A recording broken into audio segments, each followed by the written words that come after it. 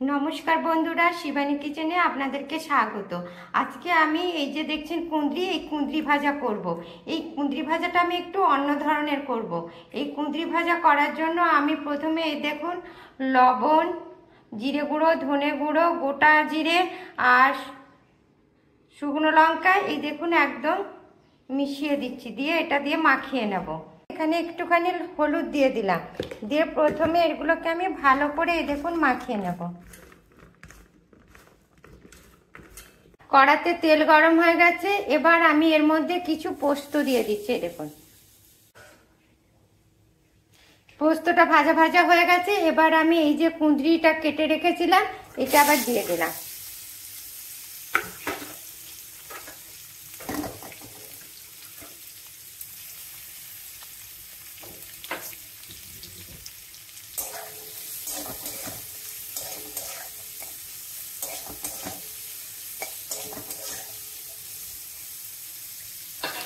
এবার এটাকে আমি একটুখানি ঢাকা দিয়ে দিলাম। বন্ধুরা, কি দারুণ কুঁদরিটা ভাজা হয়েছে দেখেছেন? আপনারাও এইভাবে কুঁদরি যদি ভাজেন না, এই কুঁদরি ভাজা দিয়ে এক থালা ভাত খাওয়া যাবে। এই দেখুন আমার কুঁদরিটা ভাজা হয়ে গেছে, এবার এটাকে আমি নামিয়ে নিচ্ছি।